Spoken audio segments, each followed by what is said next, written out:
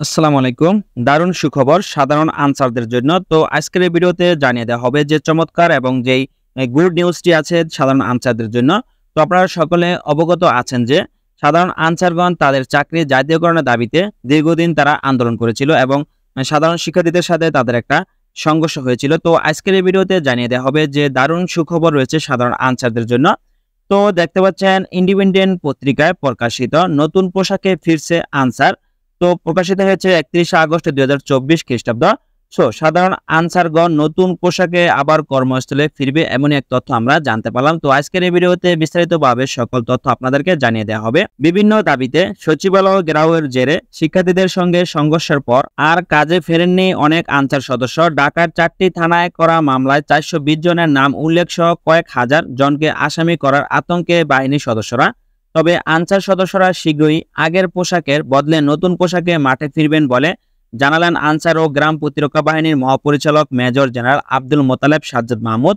তো শীঘ্রই নতুন পোশাকে কর্মস্থলে ফিরবেন সাধারণ আনসারগণ এমনই এক তথ্য জানিয়েছেন বাংলাদেশ আনসার ও গ্রাম প্রতিরক্ষা বাহিনীর মহাপরিচালক। তো দেখতে পাচ্ছেন এখানে আওয়ামী লীগের নেতৃত্বাধীন সরকারের পতনের পর বিভিন্ন থানার নিরাপত্তার দায়িত্বে দেখা যায় আনসার সদস্যদের। সড়কে ছাত্রদের পাশাপাশি ট্রাফিক নিয়ন্ত্রণের দায়িত্ব পালন করেন এই বাহিনী। পরিস্থিতির বদলে যায় 20 দিন না পেরোতেই গেল 25 আগস্ট বিশ্রাম প্রথা বাতিল সহ বেশ কয়েকটি দাবিতে রাস্তায় নামে আনসার সদস্যরা ঘেরাও করেন সচিবালয়। পরে সমন্বয়কদের সমর্থনে এগিয়ে আসা শিক্ষার্থীদের সঙ্গে সংঘর্ষ হয় তাদের। এই ঘটনার পর থেকেই হতাশা ও আতঙ্ক বাহিনীর সদস্যরা রয়েছে।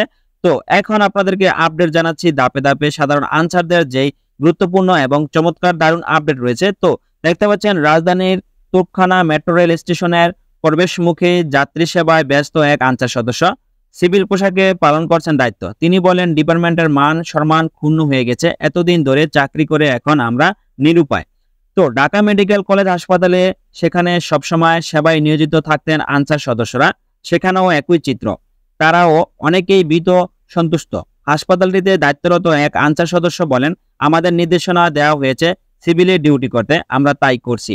এদিকে আনসার সদস্যদের অনুপস্থিতিতে বিশৃঙ্খলার কথা জানালেন সেবা প্রত্যাশীরা। আবার সদস্যদের বিরুদ্ধে রয়েছে অভিযোগও। রানীগঞ্জের বাসিন্দা হযরত আলী গাজী বলেন, আমি 3 দিন ধরে আছি, কোনো আনসার নাই। এখানে টলি পাওয়া যায় না, হুইল চেয়ার পাওয়া যায় না। তো হাসপাতালে চিকিৎসা নিতে আসা আরেক ব্যক্তি বলেন, আনসার সদস্যরা দায়িত্ব থাকলে এমন বিশৃঙ্খলা হতো না।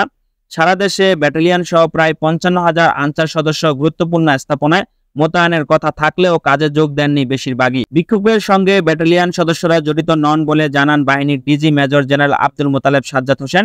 তবে বিভিন্ন প্রতিষ্ঠানের সদস্যদের ফেরা প্রশ্নে কথা বলতে রাজি হননি তিনি। রাজধানীর প্রায় 14,000 আনসার বাহিনীতে থাকলেও বর্তমানে মাঠে আছেন প্রায় 10,000 আনসার সদস্য। তো আশা করা যায় অতি শীঘ্রই নতুন পোশাকে আনসার সদস্য যার যার কর্মস্থলে ফিরবে। ধন্যবাদ সকলকে।